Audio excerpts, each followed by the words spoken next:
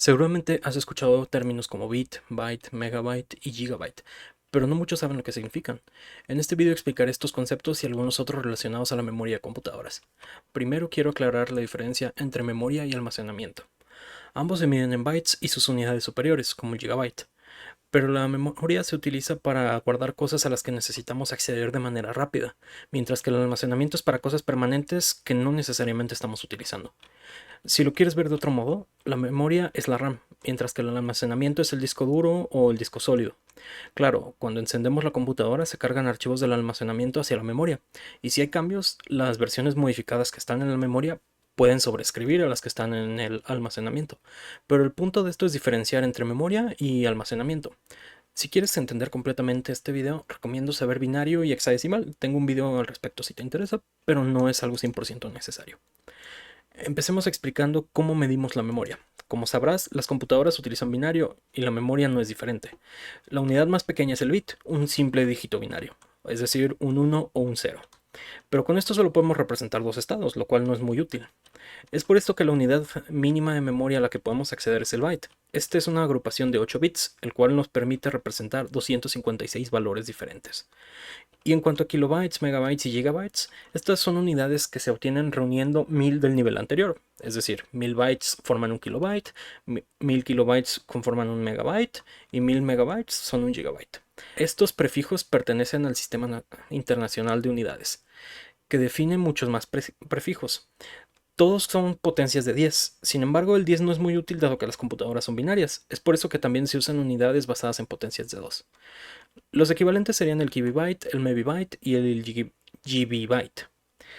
Mucha gente cree que las unidades del sistema internacional están basadas en binario y por esto mezclan los términos, pero esto es incorrecto. Recuerda, solo es una unidad binaria si tiene un bi en la segunda sílaba del nombre.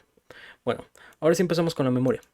Imagina una memoria de una computadora como un vecindario. Hay calles y casas, cada casa tiene un número y para dar con cierta casa necesitamos su dirección, que se compone del nombre de la calle y el número de la casa. De la misma manera, la memoria tiene direcciones, pero en lugar de que las direcciones nos lleven a una casa, nos llevan a un byte. Si solo necesitamos un bit, tenemos que usar el byte completo. Las direcciones de memoria en una computadora de 64 bits miden 8 bytes. El tamaño de las direcciones de memoria determina la memoria máxima que una computadora soporta. Por eso, las de 32 bits pueden usar máximo 4 GB de RAM. El tamaño de una dirección de memoria lo define el bus de direcciones. Esta es una serie de conexiones que nos permite acceder a diferentes direcciones de memoria. En una computadora de 64 bits, el bus de direcciones tiene 64 conexiones independientes, en donde cada una controla un bit. Pero esto no es todo. También podemos utilizar direcciones de memoria para acceder a dispositivos externos. Esta técnica se llama entrada y salida mapeada en memoria. En pantalla estás viendo un diagrama de esto. Se ve un poco complicado, pero a grandes rasgos explica cómo la memoria en cierta computadora está acomodada o mapeada. Usamos la memoria para acceder a la memoria que contiene el programa, esta es la ROM, a la memoria que usa el programa o la RAM, a puertos de entrada y salida y tenemos direcciones que no se utilizan. En estos espacios sin usar podríamos incluir nuestros propios dispositivos, siempre y cuando se configuren correctamente con las direcciones correspondientes. En pantalla estás viendo otro ejemplo. Este es mucho más complicado, pero el principio es el mismo. Te invito a que pauses el vídeo e intentes descifrar qué significa. Por último, quiero hablar de un método de conexión que fue muy utilizado en las computadoras viejas. Esta es la conmutación de bancos de memoria. Imagina una computadora con un bus de direcciones de 10 bits. Eso quiere decir que podemos tener un máximo de 2 a la 10 bytes de memoria, o exactamente un kibibyte. Pero nuestro programa necesita de 1.5 kibibytes, es decir, nos falta medio kibibyte. Podemos utilizar la conmutación de bancos para agregar otro kibibyte de memoria. ¿Pero cómo funciona esto? Pues la verdad depende del procesador. Algunos tienen la funcionalidad integrada y otros necesitan integrar dispositivos externos para acceder a toda la memoria.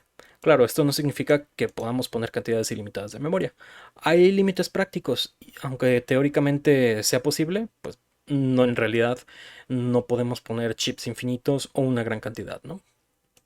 Hoy en día es poco común ver dispositivos con conmutación de bancos, pues se utiliza paginación de memoria en su lugar, una técnica más moderna y que no depende de funcionalidad especial o de hardware externo.